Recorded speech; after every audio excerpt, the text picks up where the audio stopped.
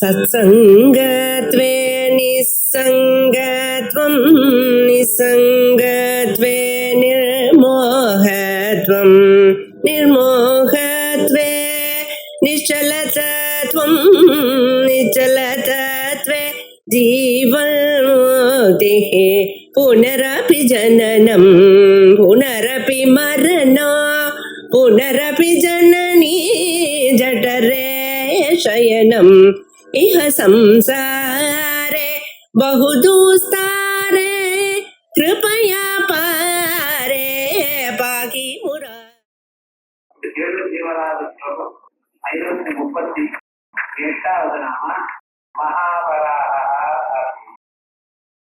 இதற்கு முன்னால கிருதான் சக்ரத் அப்படிங்கிற நாமாவை பார்த்தோம். கிருதஸ்ய அந்தக்ரத் ரெண்டு விதமா பிரிப்போம். தன்னால் செய்யப்பட்டதான இந்த உலகத்தை முடிப்பவர் அவர். தன்னால் செய்யப்பட்டதான உலகத்தை முடிப்பதற்கு காரணம் என்ன அப்படின்னா மறுபடியும்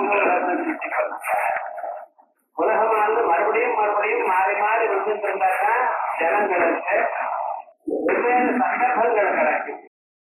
அப்படி புதிதான சந்தர்ப்பங்கள்ல அவ ஏதோ விதமாக தன்னுடைய பழைய சம்ஸ்காரங்களை மாறி அதற்கு பிறகு பகவானிடத்துல வருவதற்கு வாய்ப்பு உண்டு. பகவான் கீதையில சொல்லும் பொழுது நிகிரக கிங்கரிஷ்யதி, என்னுடைய ஒரு நிர்பந்தம் யாரையும் ஒன்றும் மாற்றவில்லை. நான் யாரையும் நிர்பந்தப்படுத்துவதில்லை. ஆனா எப்படின்னு பிரகதிஸ்வதி அவனுடைய ஜென்மாந்தரத்துல அவன் பண்ணியிருந்தான் புண்ணிய கர்மாக்கள் அந்தந்த பிரகிரியை தான் அதுக்கு தகுந்தாவோட அவன் பண்ணிட்டு இருக்காங்க. ஆகையால் அவர்கள் எல்லாவற்றுக்கும் நான் பின்னால சகாயம் பண்ணி கொண்டிருக்கேன் அப்படின்னு சொல்லிருக்காரு. அதே மாதிரியா உலகங்கள்ல நமக்கு அநேக பிறவிகள், ஒவ்வொரு பிறவிகளிலும் ஏதோ விதமான சம்ஸ்காரங்களை வரவழைத்துக் கொண்டிருக்கோம். இந்த சம்ஸ்காரங்கள்லாம் சேர்ந்து எண்ணிக்கையால் ஏதோ ஒரு பிறவியில நாம் பகவான் பக்கத்துல திரும்புவோம். அதுக்கு அவர் பொறுமையா கலந்துட்டார். எத்தனை நாட்கள் என்ன. ஆனா எப்பொழுது நீங்க பகவத் சமீபத்தை திரும்பினீங்களோ அடுத்த கடம் அவர் ஒரு குருநாதரை கொடுத்தார். அவர் வழியா சாஸ்திரங்களுக்கு வரும்படி பண்ணி பக்தியை உண்டாக்கி அதனால பகவானா இந்த பிறவியை அடையும்படி பண்றார். அதனால அவர் உலகத்தை படைக்கிறது என்ன, உலகத்தை அழிக்கிறது என்ன, இந்த ரெண்டு செயல்களையும் மாறி மாறி பண்ணிட்டு இருக்க. ஆகையால் அவர் கிருதாந்த கிருத், தான் செய்ததான கிருதமான கர்மாக்களை அந்த கிருத் அப்படின்னு நம்ம பார்க்கணும். கிருதாந்த கிருத் அப்படின்னு இருக்கும். கிருதாந்தம் கிருதாந்தன்னு இவன் வராத அவரையே கிருந்ததி யஸ்ய பிரம்ம ஜக்ஷத்ரஞ்ச உபே பவத போதனஹ மிருத்யுர்யஸ்ய உபதேசனம் கைச்சா வேத யத்ரதா அப்படின்னு பழைய காலத்தில் எல்லா பிராணிகளையும் இம்சை பண்ணின பிறகு தன்னிடத்துல சேர்த்துக் கொண்ட பிறகு இனிமேல யமதர்மராஜாவுக்கும் மேல இல்லை என்பதற்காக அவரையும் தன் நிறுவ சேர்த்துக்கிறார். ஆகையால் அவருக்கு கிருதாந்த கிருது அப்படின்னு பேர் என்று பார்த்தோம். அதற்கு வரைக்கும் சமகார மூர்த்தியை பார்த்தோம். இப்பொழுது ஸ்திதி மூர்த்தியை பார்ப்பதற்காக பகவான் நம்மளை காப்பாற்றினதான பல விஷயங்கள்ல சில அம்சங்கள் வரஹாவதாரத்தை இங்கே சொல்லிருக்க. மகாவரா கோவிந்த கனகி மகாவரா மகாஸ்தாரோ வராஹி மகாவரா. இந்த அம்சத்துல வரஹாவதாரத்தை சொல்வார் என்கிறது 2-3 நாமாக்கள் முன்னால பார்த்தோம். ஆனா இங்க வராஹா அப்படின்னா என்ன அப்படின்னு பார்த்தோம்னா பகவான் சூரியனை வராஹா சொல்றார். சூரியனுக்கும் வராஹம்னு பேர். வராஹம் வராஹம் அப்படின்னா அமஹா அகதௌ தெரிகிறார். உறுதியாக தெரிந்து உலகத்தில் இருக்கிற எல்லா பிராணிகளுக்கும் ஒளி தருகிறார். வெறும் ஒளி மட்டும் சக்தியை கொடுக்கிறார். சூரிய மண்டலம் முழுக்க சக்தியாக எப்படிப்பட்டதான சக்தி இருக்கு? பிரகாச சக்தி. அந்த பிரகாச சக்தியானது நாம் நிமித்தமாக மற்ற சக்திகளாக மாற்றிக்கொள்ளலாம். சக்தியானது ஒரு விதமாக இருக்கணும் நிர்பந்தம் இல்லை. அந்த பிரகாச சக்தியை வித்யுத் சக்தியாக நீங்க மாற்றிக்கலாம், மற்ற சக்திகளாகவும் மாற்றிக்கொள்ளலாம். அப்படி பிரகாச சக்தி வடிவமாக பரமாத்மா ஆகாசத்தில் இருக்கிறார். அவர் ஒன்றியாக வேண்டுகிறார்.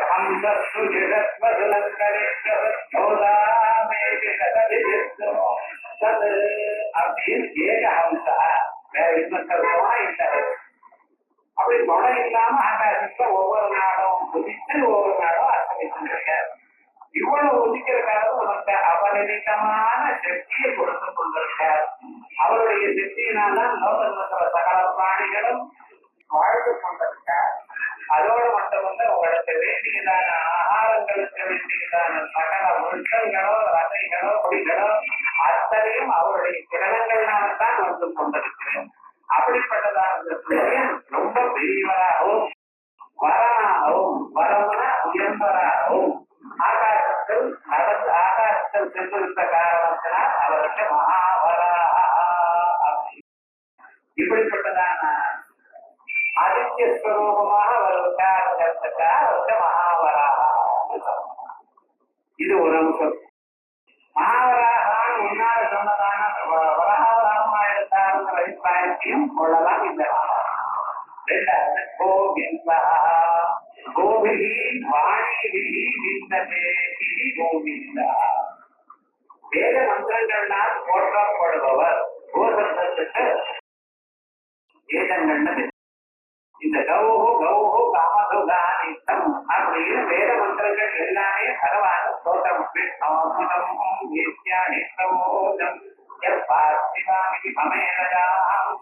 அப்படின்னு ஆரம்பிச்சு மகாவிஷ்ணுவ அப்படி ஸ்தோத்திரம் பண்றது வேதங்கள் இல்லாம ஒரு முறையா.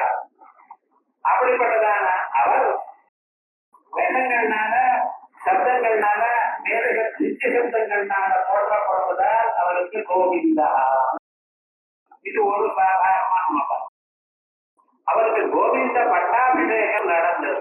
கிருஷ்ணனாக இருக்கும் பொழுது காமதேனு அவருக்கு கோவிந்தன்கிற பேரை சொல்லி அவருக்கு பட்டாபிஷேகம் காமதேனுடைய பாதனாலேயே அபிஷேகம் பண்ணி அவருக்கு கோவிந்தன்கிற பேரை சொல்லியது. ஏன்னா பகவான் கோகுலத்தில் இருக்கிற அத்தனை பேரையும் ரட்சணம் பண்ணிட்டு இருக்காங்க. வேண்டியவன் வேண்டாதவன் நல்லவன் கேட்டவன் பார்க்கல. தேவேந்திரன் அவர் பாட்டுக்க மழையை கொட்ட ஆரம்பித்தார். 7 நாட்கள் சப்தராத்திரம் விடாம மழை பெஞ்சுட்டு என்ன பண்ணணும். அப்பொழுது பகவான் என்ன பண்ணினார், அந்த மலையை தூக்கி கையில வச்சுட்டு கொடை மாதிரி எடுத்துட்டு எல்லாரும் உள்ள வச்சிருந்தோம். அத்தனை பிராணிகளுக்கும் ஆனந்தமாக ஒரு சிரமமும் இல்லாம 7 நாட்கள் காப்பாற்றினார்.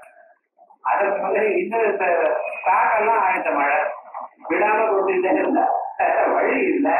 ஆகையால் நிறுத்தி கீழே வந்துட்டார். அப்பொழுது இந்திரன் பகவான் தெரியாம இப்படி பண்ணிட்டேன்னு சொல்லும் பொழுது தேவலோகத்துல இருக்கக்கூடியதான அத்தனை பேர்களும் சொகலோகத்துல இருக்கிறவா எல்லோரும் காமதேனோ கர்ப்பமற்ற எல்லாம் அந்த காமதேனுவாக என்ன பண்ணினா தன்னுடைய பாலால பகவான் அபிஷேகம் பண்ணி பகவானுக்கு கோவிந்தா என்ன பசுமாட்கள் அத்தனை பேரையும் காப்பாற்று. மழை வந்தா ரொம்ப சிரமப்படும் பசுமாடு.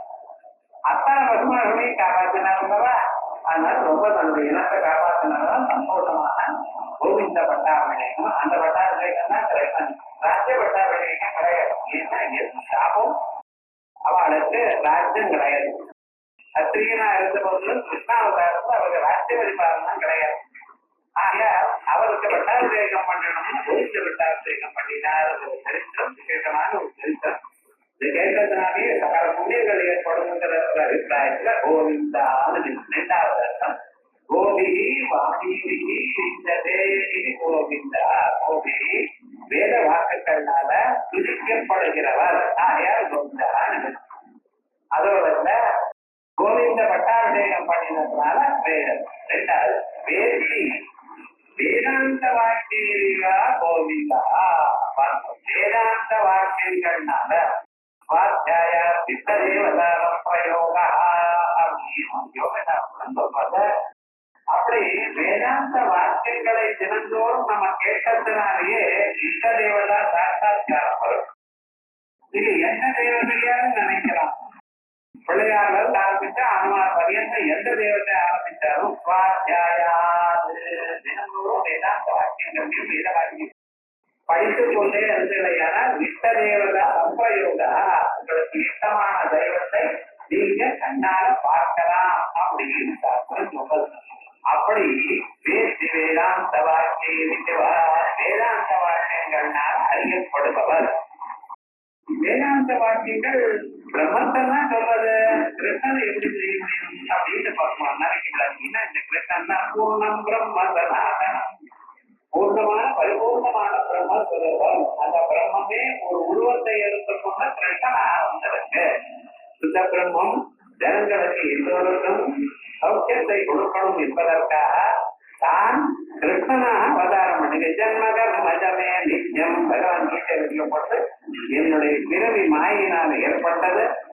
தர்மத்தை காப்பாற்றுவதற்காகவும் அதர்மத்தை ஒழிப்பதற்காகவும் நான் வந்திருக்கேன். எதா எதாகி தர்மத்தை பவதி பாரத அபியுத்தான தர்மத்தை ததா ஆத்மானம் சிதாமியாமல் பகவானுடைய ஜன்மா, அவருடைய லீலைகள் மாயிகமான ஜன்மா லீலைகள்லாம் ஜனங்களை அட்ராக்ட் பண்றதுக்காக எங்களுக்கு யார் அறிந்து கொள்கிறாரோ அவர் சர்வமாக உறுதியாக பதார்த்தத்தை அடைகிறார். அதே மாதிரியே இங்கேயும் வேதாந்த வாக்கியங்கள் எல்லாமும் ஒரு முறையாக பகவான் சொல்லுது. சர்வே வேதாய பதமா மனந்தி தபாந்தி சர்வாணி ஜெயத்வனந்தி. எல்லா வேதங்களும் சேர்த்து அவரைத்தான் சொல்லுது. எல்லா தபஸ்களும் அவர் நோக்கித்தான் செல்வது. அனுமார் என்ன, விஷ்மாச்சாரியர் என்ன, இப்படிப்பட்டவர்கள் பிரம்மச்சரி எதுக்கு அந்த ஸ்வரூபத்தை அடையணுங்கிறதுக்காக அப்படி சகல வேதாந்த வாக்கியங்களாலையும் போற்றப்படுவதா இருப்பதனால் அவருக்கு கோவிந்தா. முதல்ல கோவிந்தான வேத வாக்கியங்கள், இரண்டாவது வேதாந்த வாக்கியங்கள், மூணாவது கோவிந்த ஸ்வரூபமாக இருக்கிறார். கோவிதேவய கோவேத்யா கோவிந்த சமுதாய விஷ்ணுங்கிற புராணத்துல கோபிதேவ இதோவேத்யா எதா எக்காரணத்தால் கோபிதேவா விநாச வாக்கியங்களால் அறியப்படுகின்ற காரணத்தினால் கோவிந்த சமுதாய அப்படின்னு பகவான் சொல்றாரு. கோவிந்த மகாவராஹோ கோவிந்த சுஷேணா. அடுத்தது மூணாவது நாம சுஷேணா. சோபரமான சேன உள்ளவர். இவர்கள் விஸ்வசேனர்னு ஒரு பேர் கூட வச்சிருக்கோம். பல திக்குகள்ல அவருக்கு சேனையை உடையவர். சேனைகள்லாம் என்ன, கூட்டம் கூட்டமா இருக்கிறவர். ஏதோ ஒருத்தர் ரெண்டு பேர் இல்லை. சேனாங்கிற சட்டத்துக்கே குரூப் தான். ஒரே ஒரு வியக்தி இருந்தா சோல்ஜர்னு பேர். ஒரு 100 பேர் இருந்தா சேனான்னு பேர்.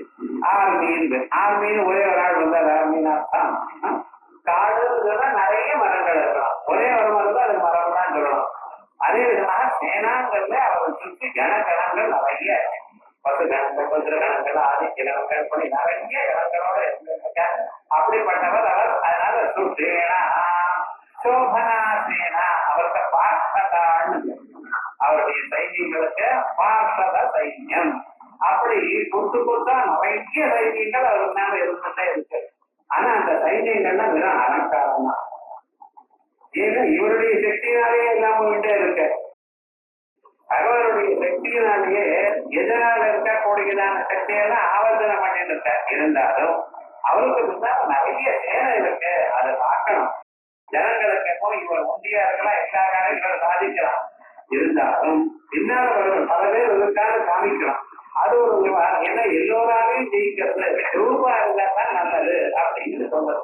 ஆகிய அப்படிப்பட்டதான சோபனா சேனா கணாசிதா கணங்கணங்களா இருக்கிற சேனைகளுக்கு இருக்கிறதுனால இவருக்கு சுஷேனா. இங்க சகாரம் இருக்கு சுஷேனா. அந்த சுஷேனாங்கிறது வியாக்கரணத்தால ஷேனான்னு ஆயிடுச்சு. அழகான சேனையை அதுக்கப்புறம் கனகந்தரி கனகமயாங்கி அங்கதானி அர்ச்சா இது கனகாங்கரி. இவருடைய ஸ்வரூபம் அங்கங்கள் புஜங்கள், புஜங்களுக்கு மேல போட்டுக்கக்கூடியதான ஆபரணங்களுக்கு அது தங்கத்தினால செய்யப்பட்டதான ஆபரணங்கள். அப்படி இது உபலட்சண மரியாதையே சொல்லுது. பகவான் சர்வாபரண யுக்தம். வெறும் ஒரு ஆபரணங்கள்ல ஒரு ஆயுதம். அத்தனை ஆயுதங்களும் அவர் தரித்துக் கொண்டிருக்கார். ஆனா யாருக்கு எப்ப எந்த ஆயுதம் வேணுமோ அதுதான் காண்பிப்பார். அதே போலவே யாருக்கு எப்படி எந்த கோலம் வேணுமோ அதுதான் அவா பாப்பா. எல்லா சுரூபமும் பார்க்க முடியும். அர்ஜுனனுக்கு விஸ்வரூபத்தை காமிச்சார், திருத்தராஷ்டிரனுக்கு விஸ்வரூபத்தை காமிச்சார். இப்படி சில பேர் விஸ்வரூபங்கள்லாம் காமிச்சார். இருந்த போதிலும் அந்தந்த விஸ்வரூபங்கள் தனித்தனி. பகவான் கீதையில சொல்ல போற நீ பார்த்த விஸ்வரூபத்தை யாரும் பார்க்கலைங்கிற பார்க்கலைங்கிறத அதுக்கு முன்னால 4-5 ஸ்லோகத்துல தேவதைகள்லாம் பார்த்திருக்கா, முனிகள்லாம் பார்த்திருக்கா, மருந்துகள்லாம் பார்த்து நமஸ்காரம் ஸ்வஸ்தி ஜீவதனை ஸ்வஸ்தி வாக்கியங்கள்லாம் சொல்றாங்கிறாளே. அர்ஜுனன் பார்த்த வடிவத்தை பார்க்கல. யாராருக்கு எப்படி எப்படி தெரியணுமோ அப்படி எப்படி தெரிஞ்சு. சில பேருக்கு பயங்கரமா இருக்கு, சில பேருக்கு ஆச்சரியமா இருக்கு, சில பேருக்கு சந்தோஷமா இருக்கு. அவருடைய சொரூபம் ஒவ்வொருத்தருடைய மனப்பான்மைக்கு தகுந்தா போல வரும். அதே போலயே பகவான் எப்படி சர்வாபரண யுக்தனாக பிரகாசிக்கிறார். 1-2 அப்படிப்பட்ட ஆபரணம் இல்ல, சரீரம் முழுக்க தங்க ஆபரணங்கள் அது தானா பிரகாசிக்கிறது. கனகமயானி அங்கதானி. அங்கதம் அப்படின்னா அங்கம், புஜாங்கம். அந்த புஜத்துல இருக்கக்கூடியதான தோள்பட்டையில இருக்கிற அந்த ஆபரணங்கள். அத்தியாயி கனகங்கதி. இங்க கனகம்னா வீழ்ச்சியான அர்த்தம். அங்கம்னு எல்லாருக்கும் தெரிஞ்சு தங்கத்திலேயே நன்றாக பிரகாசிக்கக்கூடியதான ஒரு தங்கம், அபரஞ்சியான ஒரு தங்கம். அதை பார்க்கை மாத்திரத்தினாலே மனுஷனுக்கு ஒரு சந்தோஷமும் ஒரு ஆனந்தமும் ஒரு அட்ராக்ஷனும் ஏற்படுறது. ஆகையால் அவருக்கு கனகங்கதி. முக்கியமா மனுஷியாருக்கு வேண்டியது உள்ளிருந்து நாட்டமாகணும். அதுக்காக தான் இந்த பகவானேஸ்வரர் தங்கத்தெல்லாம் போட்டிருக்காரு. தேவதைகள்ல பார்த்தீங்கன்னா 1 கிலோ 2 கிலோ தங்கத்தை போட்டிருக்காரு. அது ஒரு பாரம் இல்லையா? நமக்கே ஒரு சாதாரண வந்தா பெரிய ஒரு செய்தி மாதிரி கொண்டு அது போட்டுக்கிறதே சிரமமா இருக்குமே, எந்நேரம் இது போட்டிருக்காடா. அது எதுக்கு? அப்படிப்பட்டதான நிந்தித்ததான ஆபரணங்களோட பகவான நாம் உபாசனம் பண்ணினோமையானால் நமக்கு உள்ள இருக்கக்கூடாது இருந்துருக்கோம். அதனாலதான் பகவானுக்கு தங்கங்கள்லாம் கொடுக்குறது. கோவில்ல நிறைய பேர் தங்கம் வந்து அதை கொடுத்துருவாங்க. பழைய நாள்ல கோவில் எப்படி செஞ்சது தங்கங்கள்லாம் இதெல்லாம் எதுக்கு? உள்ளு விட்டு போகணும். அவளுடைய பிரதேசத்தில் இருக்கக்கூடியதான் தபசு போகணும். அதற்காக பிரகாச வடிவமான பதார்த்தத்தை பகவானுக்கு கொடுக்கறது. பகவான பிரகாசமா தியானம் பண்றது. தம் யதா யதா உபாசத்தை தவதி. எப்படி தாங்கள் பகவானை வழிபடுகின்றீர்களோ அதற்கு தகுந்தா போல பலம் உங்களுக்கு வரும். ஆகையால் பகவான சர்வ பிரகாசமாகவும் மிக அழகாகவும் தியானம் பண்ணணும். மகா லாவண்ய சேவதி அப்படின்னு சஸ்நாமத்துல வந்து அதே போல சர்வ லட்சண லட்சணியோ லட்சுமி ஜெயா ஏதன் அட்வைஸ் பண்ணிட்டா எங்களுக்கு தெரியாதா பகவான் இவ்வளவு தங்கத்தை போட்டிருக்காருன்னா அதுக்கு ஒரு காரணம். உபாசனா பிரகரணத்துல ஒவ்வொன்றுக்கும் ஒரு சுரூபம். பகவானை இப்படி தியானம் பண்ணினமையால் நமக்கு பலம் வருது. ஆகையால் கனகந்தரி அது தெரியுது. இதுவரைக்கும் அந்த ஆதித்ய சுரூபத்தையும் பிரகாச வடிவமாகவும் பரகாவதாரத்தையும் சேர்த்து சொன்னார். அதற்கு பிறகு கோவிந்தஹான் சொன்னேன்னவா, கோவிந்தஹான்னா வேதாந்த வேத்தியன்னு அர்த்தம். அந்த வேதாந்தங்கள்ல பகவானை எப்படி சொல்லியிருக்க, பகவான் எப்படி இருக்காருங்கிறது ஒரு 4-5 நாமாக்கள் சக்கரகதாதரா. இந்த 2 இந்த லைன் முழுக்க ஆத்தியாத்மிகமான நாமாக்கள். ஆத்தியாத்மன ஆத்மாவை நாம் அறிந்து கொள்வதற்கு ஏற்பட்டதான நாமாக்கள். பகவான் எப்படிதான் இருக்கார்? ரொம்ப ரகசியமானவர். அதனால ரகசியமா இருப்பாங்க அப்படின்னா ரகசியம்னா என்னதுன்னு சீக்கிரட்னா என்னது? சீக்கிரட்னு யாருக்கும் தெரியக்கூடாது சார் அப்படின்னு எனக்கு சீக்கிரட்டே இல்லை. சீக்கிரட்னா என்னன்னா யாருக்கு தெரியணும் அவளுக்கு மட்டும் தெரியணும், மற்றவர்களுக்கு தெரியக்கூடாது. உலகம் முழுக்க தண்டோர் ஆடிட்டோம்னா சில பேருக்கு சொல்லிட்டு வச்சுங்களேன், அது அன்னைக்கே சீக்கிரட்டா போயிடும் விவகாரம் முழுக்க. ஏன்னா இது ரொம்ப ரகசியம்னு இன்னொருத்தர் சொல்லுவா, அவ ரொம்ப ரகசியம் இன்னொருத்தர் சொல்லுவா, கடைசியில் உண்மையிட்டே வந்துடும் ரொம்ப ரகசியம். அதை நான் சொன்னேன். அதனால அத நிஜத்தை விட ரகசியம் இதனால வேகமா வரும். அதனால ரகசியம்னா அது அர்த்தம் இல்ல. ரகசியங்கிற ரகசியம் ரகசியம் எது யாருக்கு முக்கியமாக தெரியணுமோ அவளுக்கு மட்டும் தெரியக்கூடியது. இந்த பகவான அவர் ரகசியம்னு சொல்றார், முக்கியம்னு சொல்றாங்க. இது என்ன ரகசியம் அவர் இடத்துல அப்படின்னா அவருடைய உண்மையான ஸ்வரூபம் யாருக்கு அதிகாரம் இருக்கோ அவனுக்கு தான் தெரியும். மற்றவர்கள் தெரியாது. நீங்க பகவான போட்டோல பார்க்கலாம். அந்த இதயத்துல பார்க்க கண்ணை மூடிட்டு இதயத்துல நினைச்சு பாருங்க, இருந்துதான் தெரியும். எப்போ உங்களுக்கு தெரியணும்? உங்களுக்கு சரியான அதிகாரம் வந்தது. பகவான அறிவதற்கு அதிகாரம் என்ன? நித்தியானித்திய வஸ்து விவேகம். அந்த பிரம்மம் ஒன்றுதான் நித்தியம், மற்றவைகள்லாம் பொய்யானவை, அனித்தியமானவை எனக்கூடியதான நிச்சயம் இருக்கணும்.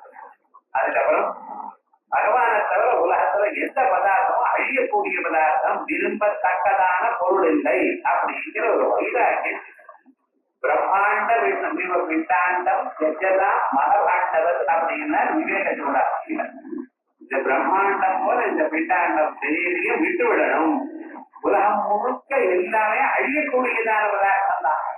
இங்க இருக்க சொர்க்கலோகத்துக்கு போற அப்பாமா சோமா அமிர்தா ஓமா நாங்கெல்லாம் சோமலோகம் கொடுத்தோம், அமிர்தர்களா ஆயிட்டோம் அப்படின்னு நான் சொல்லிட்டு போறேன். ஆனா அந்த சொர்க்கலோகத்துக்கு போனதுமே அங்க போனதானே அதனுடைய விவகாரம் தெரியுது. இங்க இருக்கிற என்ன சொர்க்கத்துல என்ன ஆனந்தம், ஏசி போட்டாலும் என்ன சொர்க்கமா இருக்குங்கிறோம். ஆனா இந்த சொர்க்கம் எப்ப தெரியுமோ நான் அங்க போனாதான் நிஜமா சொர்க்கத்துல ரெண்டு தோட்டம் ஒண்ணு என்ன ஏற்றத்தாழ்வோட கொள்கிறோம்.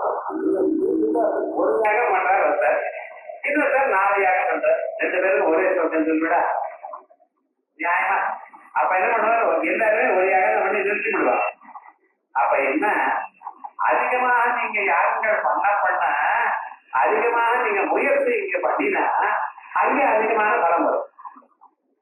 அப்ப என்ன ஆயிடுச்சுன்னா இந்த ஊர்ல இருக்கா போல ஏற்றத்தாழ்வுகள் அந்த ஊர்லயும் மொத்தத்துல பெரிய பலம், மொத்தத்துல ஒரு சின்ன குடிச்ச இதெல்லாம் இவருக்கு இருக்க வீடு இருக்க வசதிகள்லாம் இருக்கு. ஏன்னா அவனை பார்த்து என்னை விட அவனுக்கு ஜாஸ்தியா இருக்குது.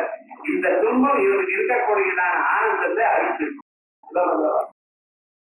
நமக்கு ஆடைகளுக்கியா இருக்கு. ஆனா பட்டு புடவையா டெய்லி கட்டிட்டா என்ன காசு இருக்கு பார்த்தீங்களா? அது என்ன சார் உங்களுக்கு ஏதோ இஷ்டம் வேலை கொடுக்க அந்த மனப்பான்மை வராது மனுஷன். அப்ப என்ன அவளுக்கு அதிகமா இருக்கு என போனீங்கதான விஷயமே இவனுக்கு துன்பத்தை கொடுத்தது. ஐயா இப்படி ஏற்றத்தாழ்வுகளோட போயிருப்பது என்கிறது சொர்க்கத்துல ஒரு தோட்டம். அதோட மட்டும் இல்ல, சொர்க்கத்துல இன்னொரு தோட்டம் என்ன தெரியுமா? அது எப்ப போறதுன்னு தெரியாமலே உங்களை அனுப்பிடலாம். இங்க மனுஷியாளுக்கெல்லாம் ஒரு விஷயம் பிறந்ததுல இருந்து அவருக்கு என்னைக்கோ ஒரு நாள் போய் தான் ஆகணும். +100 போட்டு போய் ஜெனரலா 100 வயசுக்கு மேல இருக்க போகுது. தாயம் பொருட்டா அப்படி இருந்தாதான் பரவாயில்ல, ஏதோ கொஞ்சம் நாள் ஏதோ அவ்வளவு. ஆனா பருவத்துல இப்பதான் தெரியும் ஒரு 10,000 20,000 இருந்தா. ஆனா அவன் எத்தனை நாள் இருக்கா என்ன ஏது இந்த புண்ணியத்தை கொண்டு போற பார்த்தா அந்த புண்ணியத்தை அடிஷனலா ஆட் பண்ண முடியாது, மறுபடியும் ரீச் பண்ண முடியாது. அந்த புண்ணியத்தை செலவு பண்ணிட்டே இருக்கணும். அவ்வளவுதான். என்ன பண்ணணும்? உங்களுக்கு ₹1 கோடி பேங்க்ல போட்டாச்சு, வீடு பண்ணணும். கொஞ்சம் கொஞ்சமா வாங்கிட்டே ஒவ்வொரு நாள் என்ன பேங்க பார்க்கக்கூடாது. பார்த்தேன்னா அன்னைக்கு எழுதுகள் 1 கோடி போட்டா இன்னைக்கு 40 லட்சம் தான் எனக்கு என்ன அது செலவாயிடுது. அவ்வளவுதான். அவன் பார்க்கவும் மாட்டான். ஏன் பார்க்கலன்னா அந்த கோபத்திலேயே இருந்துட்டு இருக்காவ, இந்த சந்தோஷத்துல இருந்துட்டு இருக்கா. ஒரு நாளைக்கு மினிமம் பேலன்ஸ் வந்துருக்கு. என்ன பண்றாங்க? போயிட்டு வரோம், அவ்வளவு, வேற ஒன்றும் கிடையாது. போயிட்டு வரோம் சொன்னே இங்கெல்லாம் நமக்கு இந்த ஸ்கூல்ல தெரியும் 5 பூதங்கள்னால செய்யப்பட்டதாக தெரியும். சகல வந்த மனுஷியாளுக்கு ஐஸ் பாடி, ஐஸ்னால தயார் பண்ண தெரியும். பார்த்தீங்களா? அது என்ன ஆச்சுங்க? இந்த விஷயம் சொன்னதுமே மனசுல சோகம் ஜாஸ்தியாகும், கவலை ஜாஸ்தியாயிடுச்சு. கவலை வந்து உருகி போயிடுது. கொஞ்சம் கொஞ்சமா கை போச்சு கால் போச்சு இல்லை ஐந்து உருகி போயிடுச்சுன்னு. அப்ப என்ன ஆயிடுதுன்னா கொஞ்ச நாள் ஆன ஒண்ணுமே இல்லை. உலக கெட்டார் உனக்கு அப்புறம் வருது நேகோ வருது நேகோ பிரவர்த்ததி இப்படி மழை வழியா கீழே இங்க எண்ணு பொருளாக பிறக்கிறாங்க. அதை ஒரு மனசின் மறுபடியும் பிறக்கலாம். இப்படி இந்த ஸ்வர்கலோகம்ங்கிறது விவகாரம் என்னென்ன இப்படி ஏற்றத்தாழ்வுகளோடு கூடியிருக்கு. இந்த ஸ்வர்கலோகங்கள்லாம் வேண்டாம், இதுலயும் வைராக்கியம் வரணும். 2வது அதிகாரம் என்ன? வைராக்கியம். விவேகம்ங்கிறது முதல்ல, 2வது வைராக்கியம். மூணாவது இந்த வைராக்கியம் வந்ததுல மனுஷியாளுக்கு புலநடக்கம் வேணும், மனசை அடக்கணும். அதுக்கப்புறம் உபரதி பொருள்கள் இடத்துல மனசு செல்லாம பார்த்துக்கணும். விதீட்சா பொறுமை இருக்கணும். இது வந்தாலும் கொஞ்சம் பொறுத்துக்க கத்துக்கணும். ஸ்ரத்த இருக்கணும். மனசு நிற்கும். இதுக்கு சமாதி சாதனங்கள் தனம் தனம் உபரதி விதீட்சா ஸ்ரத்தா சமாதானம் இது ஒரு பேச்சு. அதற்கு பிறகு மோட்சம் வரணும்னு தீவிரமான எண்ணம். இப்படி இவைகள் இருந்தால்தான் இவனுக்கு அறியப்படும். அந்த சொரூபமாக இந்த அதிகாரத்தாவத்தில் இருக்க குணங்கள் யாருக்கு இருக்கோ அவரால் அறிய முடியும். அதனால அவர் யாரு? ரகசியமானவர்.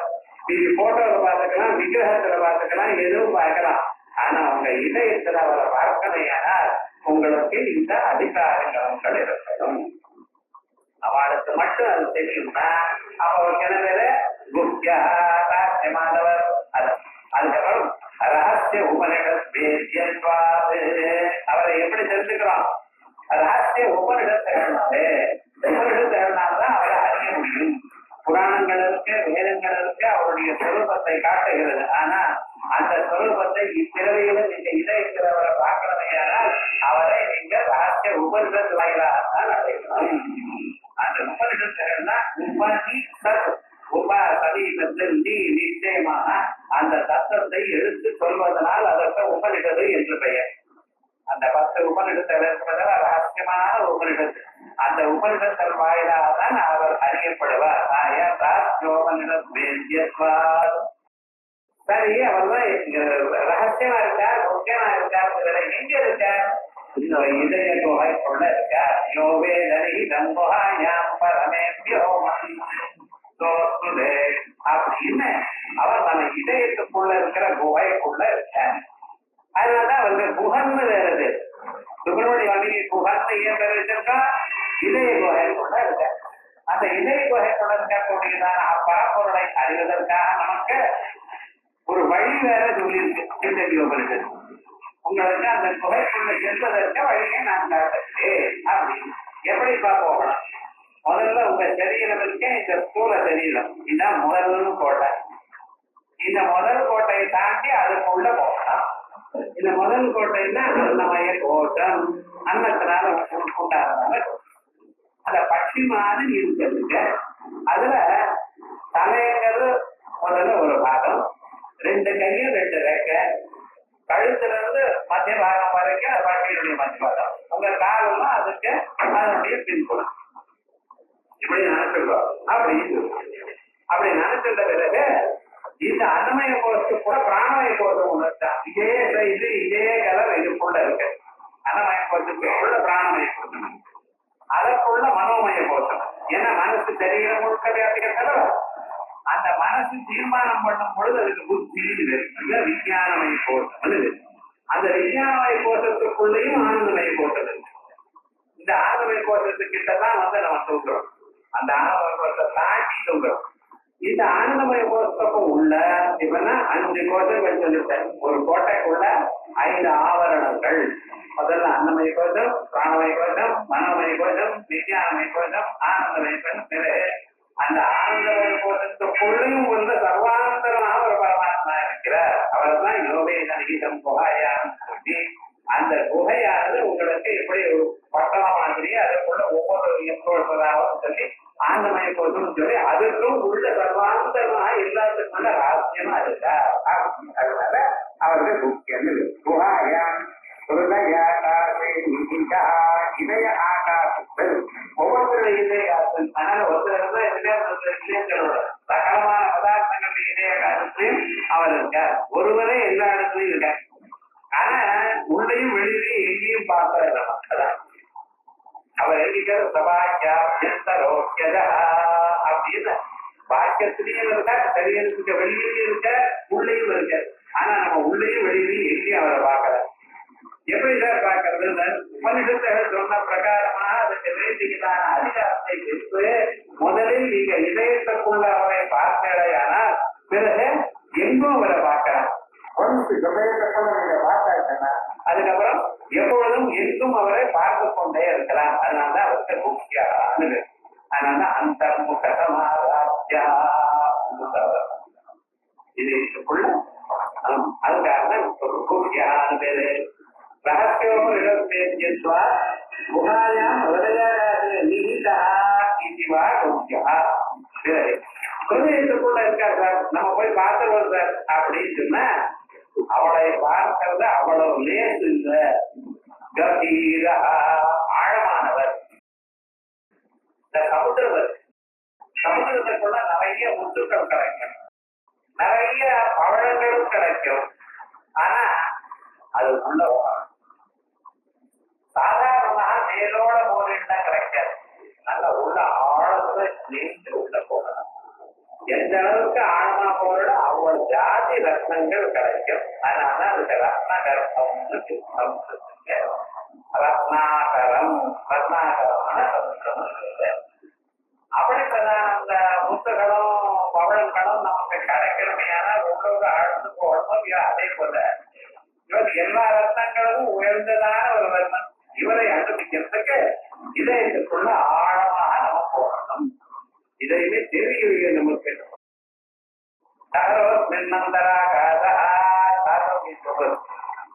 பிரம்மபுரம் இந்த தெரியறதுக்கு பிரம்மபுரம்னு பேர். இந்த பிரம்மபுரத்துக்குள்ள ஒரு சின்னதான இதயம் இருக்கு.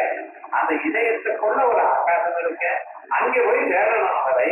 நமக்கு சின்னதான ஆகாசம் இங்க என்னதான் இருக்கு அப்படின்னு நினைக்கிறோம். யாவான் வாயமாகாத தாவானேகோதயாகாத.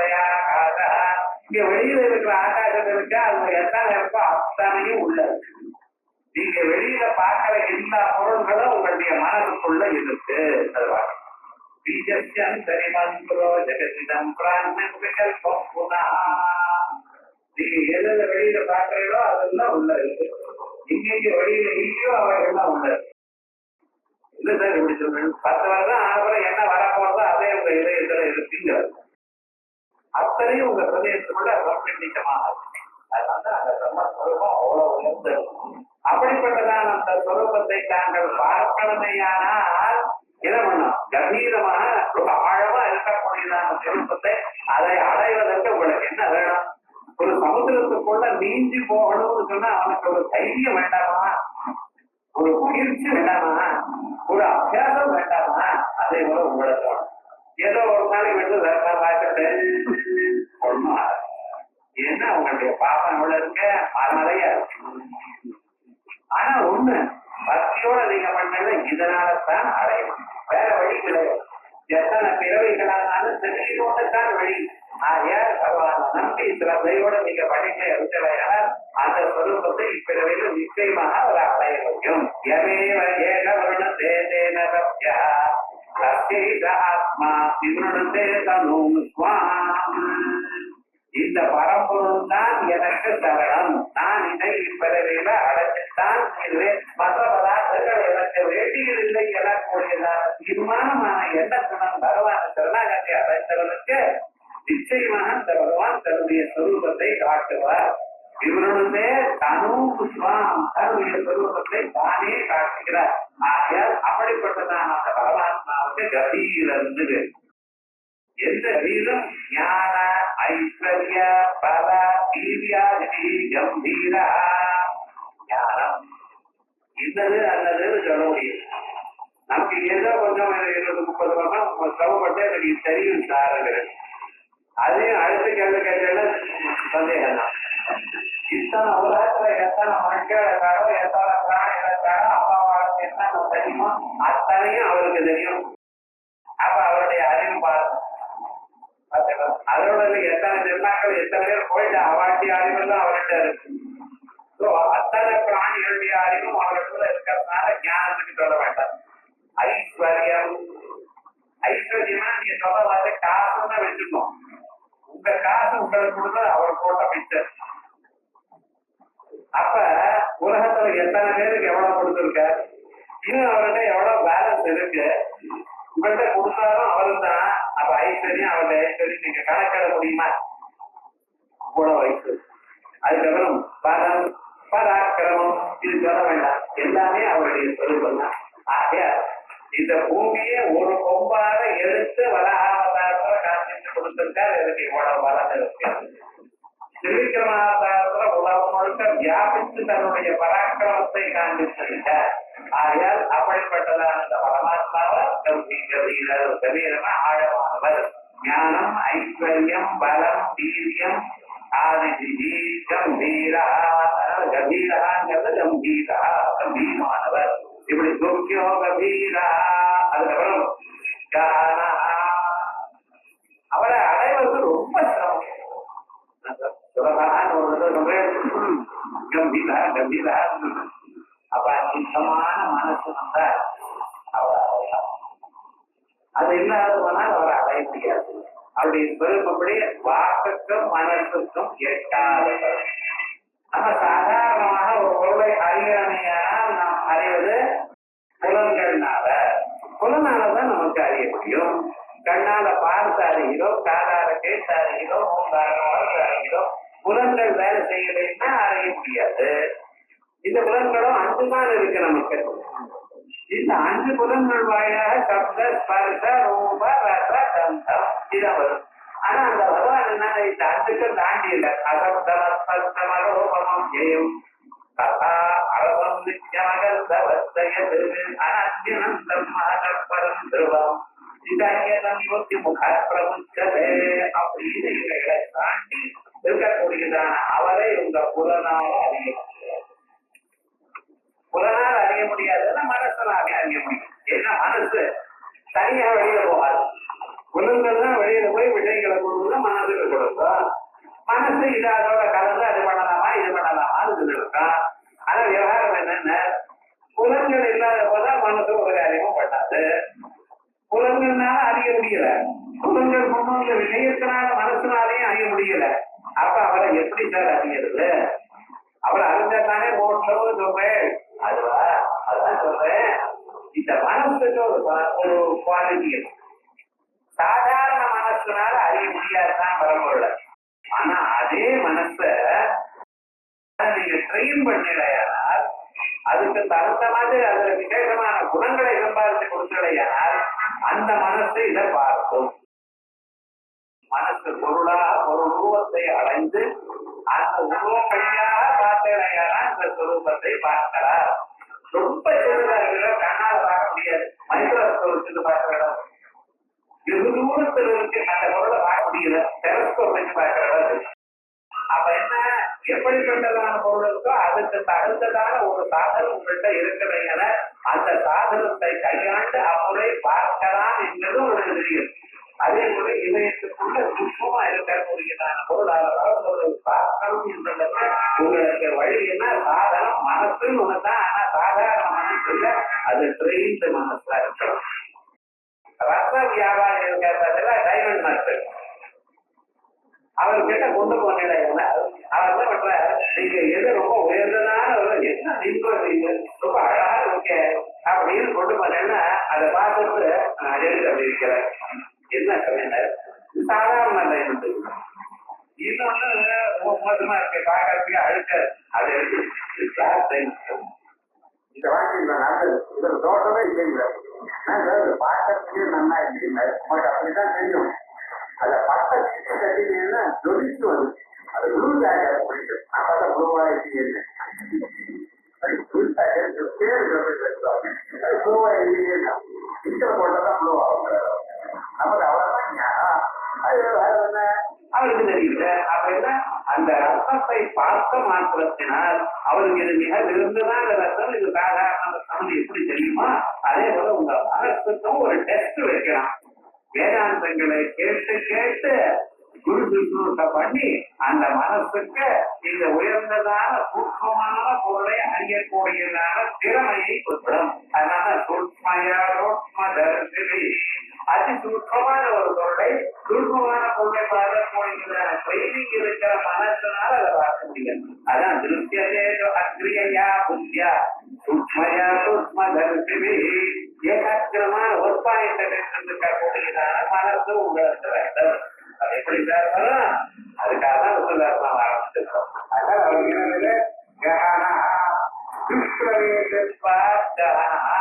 வெரி டிஃபிகல்ட் லைட்டா. அப்புறம் அறிஞர் உள்ள போய் அவரை பிடிச்சிக்கிறது. அப்புறம் உள்ள போறதே ரொம்ப கஷ்டம். ரொம்ப பேர் வேதாந்த கிளாஸ் வந்து பாருங்களேன் வரமாட்டான். அது சினிமா எக்ஸிபிஷன் பீச் ஓடி போச்சு. இது என்ன புரியாது அப்படி புரியாதுன்னு அவர் சொல்லிட்டே இருக்காருன்னா அது போய் கேட்டு சொல்றேன். அந்த பகவான் நாமாவை கேட்கறது அவ்வளவு பகவான் நாமாவை சொல்றதுக்கோ பகவான் நாமாவை கேட்கறதுக்கோ பகவானால்தான் முடியும்.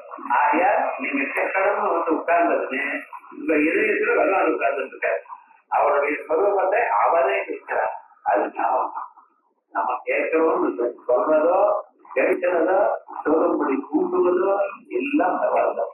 எதற்காக பண்ணிட்டு இருக்க அந்த பகவத் ஸ்வரூபம் உங்க இதயத்துல கொஞ்ச நேரம் இருக்குமையானால், ரொம்ப நேரம் வேண்டாம், கொஞ்ச நேரம் இருக்குமையானால் அது நெருப்பானது பக்கத்துல இருக்கக்கூடியதான எல்லா விதமான மஞ்சு முதலீடுதான் எரித்து விடுகிறதோ, வெளிச்சமானது அங்க இருக்கக்கூடியதோ இருப்பை போக்குகிறதோ, அதே போல ஸ்வரூபம் கொஞ்ச நேரம் இருக்குமே என இருந்ததான பழைய சம்ஸ்காரங்கள் பாப சம்ஸ்காரங்களை நீக்கி விடுகிறது.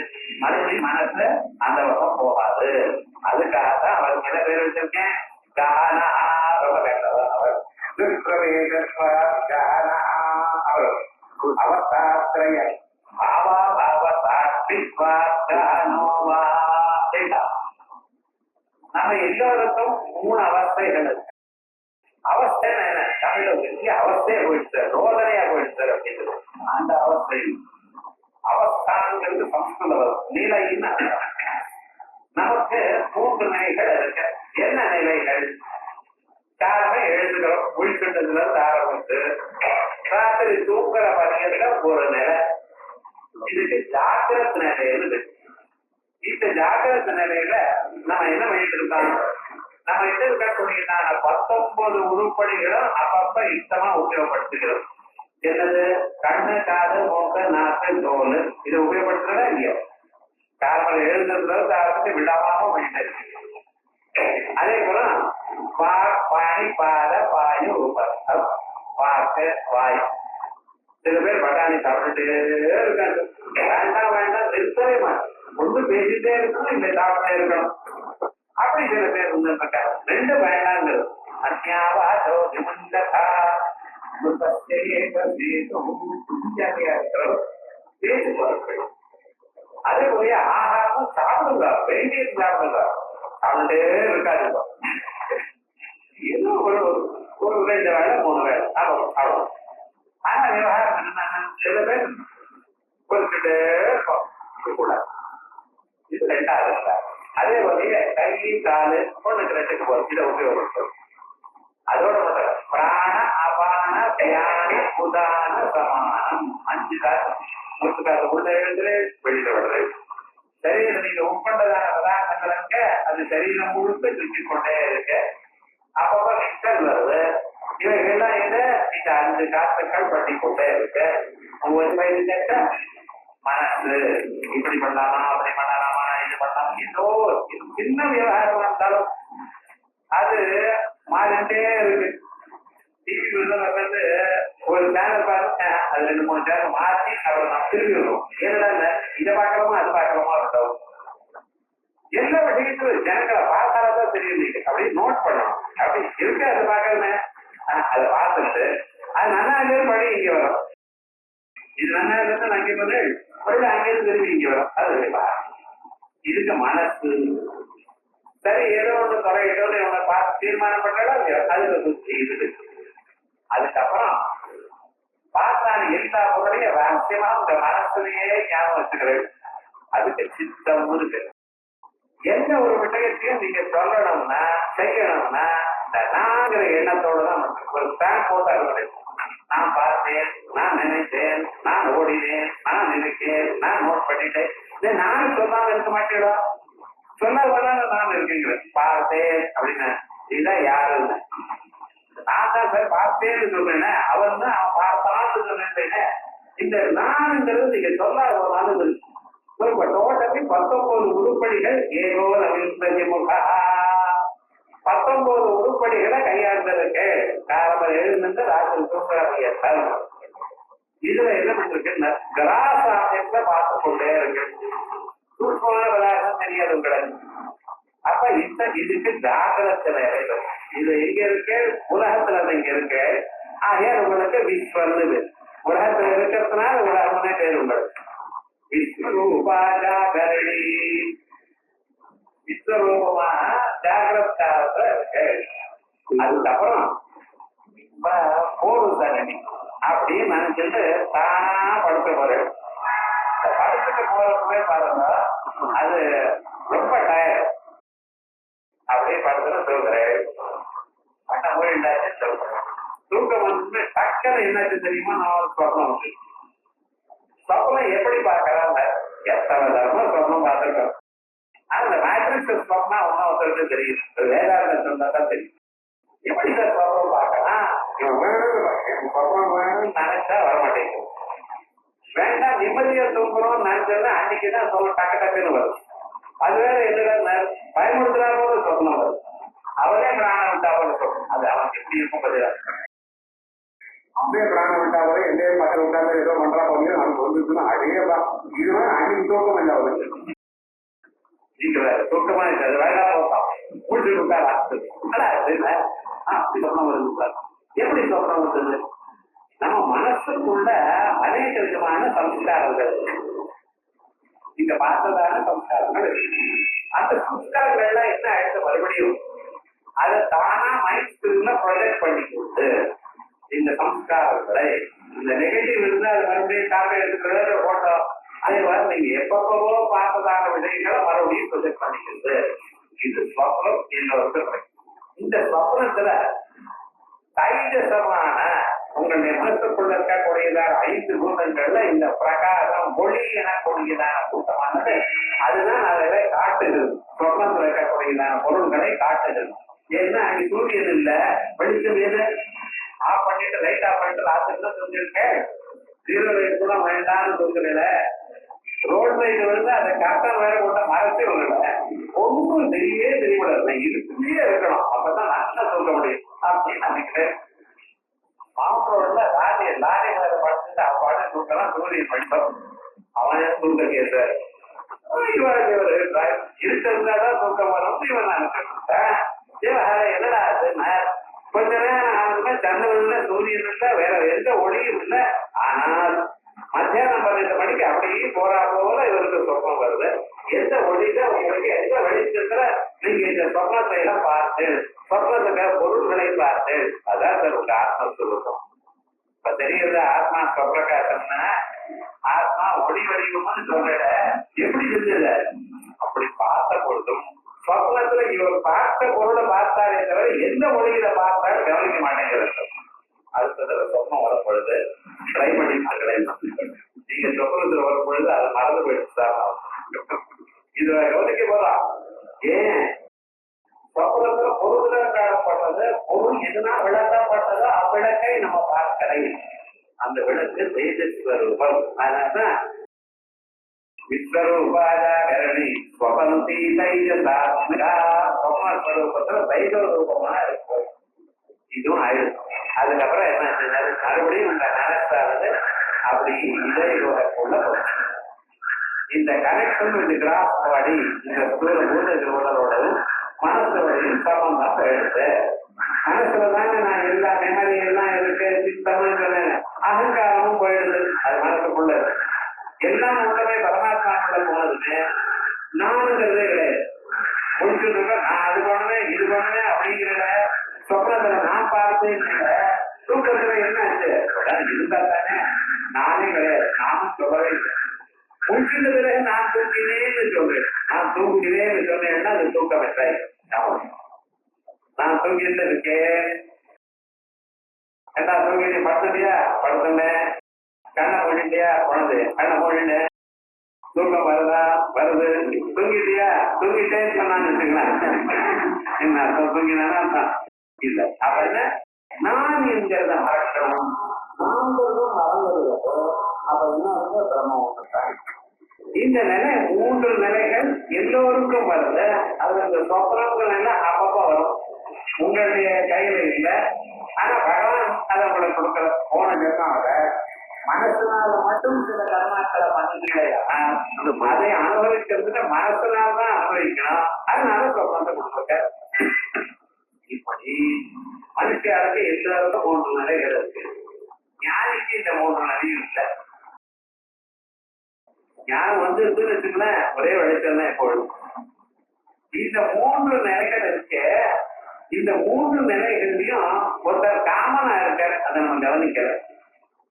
நான் முடித்துக் கொண்டிருக்கேன் சொல்ல, நான் தூங்கினேன் சொல்ல, நான் சொப்னத்தை கண்டேன், அதே நான் மறுபடியும் முடித்துக் கொண்டு. அவர் வேறையா நீங்க வேறையா?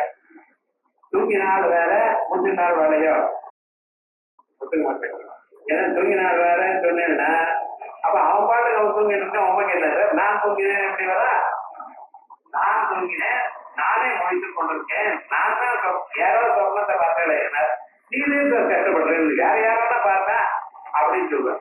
இல்ல இல்ல சார், எனக்குன்னு வந்தது நான் தான் பார்த்தேன். அப்ப என்ன, இந்த நான் என்கிறவர் மொழிப்பதிலையும் இருக்கார், சொப்னத்திலையும் இருக்கார், தூக்கத்திலையும் இருக்கார். இந்த 3லையும் இருக்கார். ஆகையால் 3லையும் சேரவர். யார் 3லையும் சேர்ந்து இருக்காரோ அவர் தனியானவர். இந்த 3ல ஒருத்தர் இல்லை. அப்ப விவகாரம் என்ன, அந்த 3க்கும் அப்பாற்பட்ட ஒருத்தர் இருக்கார், அவர் தான் கஹானா. எப்பவும் நம்ம பக்கத்துலயே இருக்கிறது அவரை குடிக்கிறதா ரொம்ப கஷ்டமா இருக்கு. அதனாலதான் கஹானா. அவஸ்தாத்ரய மூணு அவஸ்தைகள் இருந்தும் இல்லாத மாதிரி சாட்சியாக இருக்கிறதுனால கஹானா. மனச அகோதரத்வா குப்தா. அடுத்தது என்ன? குப்தா ரகசியமானவர். வாக்குக்க மனசுக்கு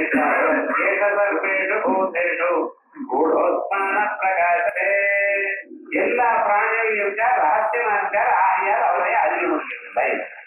அதுக்கப்புறம் குப்தா இது சக்கரகதாதரஹா. பகவான் சக்கராயுதம், கதைங்கிற ஆயுதம், இந்த 2ஐயோட காட்சி இருக்கிறார். என்ன சார் இது பெரிய விசேஷமா சொல்லிட்டு இருக்கு?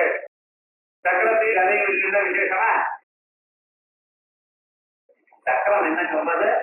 உங்களுடைய மனசை குறிக்கிறது. கதையானது உங்களுடைய புத்தியை குறிக்கிறது. ஒவ்வொரு ஆயுதத்துக்கும் ஒரு விசேஷம் உண்டு, ஒரு வாகனத்துக்கும் ஒரு விசேஷம் உண்டு. பகவான் இந்த சக்கரம் என்ன நம்மளை பயமுறுத்துறாரான்னு கேட்கக்கூடாது. அவர் சக்கரத்தை வச்சிருக்காருன்னா மனச்சக்கரம், மனத்தத்வாத்மகம் சக்கரம்.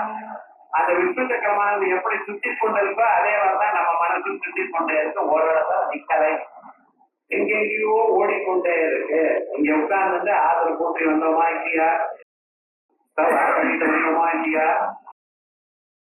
செல்போன் மேல வச்சுட்டு வந்தோமா இல்லையா, எத்தான சந்தேகங்கள் மனசு சுத்திட்டு தான். அது அதனுடைய சுபாவம். உங்களுக்கு நிக்கிறதுன்னு என்ன அர்த்தம்? ட்ரெயின் பண்ணியிருக்கேன்னு அர்த்தம். சாதாரணமாக ஒரு மனுஷனுடைய மனசை பார்த்தவையானால் அலைஞ்சுட்டே இருக்கு. அதே போல சக்கரம் சுத்திட்டே இருக்க மாதிரியே நம்ம மனசு சுத்திட்டே இருக்க. ஆகையால் நம்ம மனசை அவர் சக்கரமாக கையில வச்சுட்டார். மனசத்வாத்மகம் சக்கரம். அதே போல இந்த கதை இருக்கிறதுல நம்ம புத்தி அது தீர்மானம் பண்ணிட்டு வேண்டாம்ப்பா இது நல்லது இல்ல சார், நான் டிசைட் பண்ணிட்டேன், அந்த வழிதான் போயிட்டு வேண்டாம்ப்பா அது கெடுதலப்பா இல்ல இல்ல நான் தீர்மானம் பண்ணிட்டேன். ஏதாவது ஒண்ணு சொன்னா நான் இப்படிதான் பண்ணிட்டு இருக்கேன், இப்படி பண்ணா நான் 10 வருஷமா பண்ணிட்டு இருக்கேன். இது என்ன அர்த்தம்? ஒரு காரியத்தை பண்ணாதீங்கன்னு சொன்னா இப்படிதான் நம்மளால பண்ணிட்டு இருக்கேன்.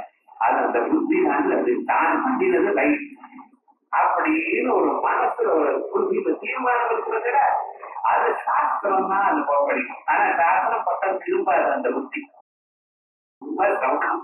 அப்படி இந்த புத்தி தீர்மானம் பண்ணக்கூடியதான புத்தி இருக்கு பட்சல இதுக்கு கதான்னு. இந்த உங்க மனசையும் உங்க புத்தியும் தான் கையில எடுத்துட்டு தான் அடக்கி உங்களை சுத்தப்படுத்துற. ஆகையால் தான் கதா மனஸ்தத்வாத்மகம் சக்கரம் புத்தி தத்வாஸ்திகாம் கதாம் தாரயன் லோகரட்சார்த்தம். உலகத்தில் இருக்கிற சகல பிராணிகளையும் காப்பாற்றணும் என்பதற்காக. ஆகையால் பகவான் சக்கரக்கிற கதாதரனால் தியானம் பண்ணிடையானா உங்களுக்கு ஞான சக்தி, மனசு, புத்தி திறமை கண்ட்ரோல் பண்ணக்கூடியதான திறமையும் கிடைக்கும். அதுக்காக பகவானை இப்படி தியானம் பண்ண. அதனால தாரயன் லோகரட்சார்த்தம் முக்த சக்கரகதாதர அப்படின்னு சக்கரகதாதர. இதெல்லாம் ரகசியமான அர்த்தங்கள். சாதாரணமா பகவான் ஏன் சக்கரம் வச்சுட்டு இருக்கார், ஏன் கதையை வச்சுட்டு இருக்கார், ஒரு கையில தாமரை வச்சுட்டு இருக்கார். குருவாயூர் பார்த்தா ஒரு கையில தாமரை நடுவுல சங்கம் வச்சிருக்காரு, என்ன காரணம் இப்படின்னு கேட்டா ஆன்சர் கிடைக்கும். இப்படி ரகசியமான விஷயங்களை பார்த்தா நமக்கு தெரியும். அப்படி அற்புதமான நாமத்தை பார்த்தோம். அதுக்கு பிறகு வேதா கோயில கிருஷ்ணா திருடசங்கர்ஷணோதிதா வருணோ வாருணோ விருட்ச புஷ்கராட்சோ மகாமனா அப்படிங்கிற நாமங்கள்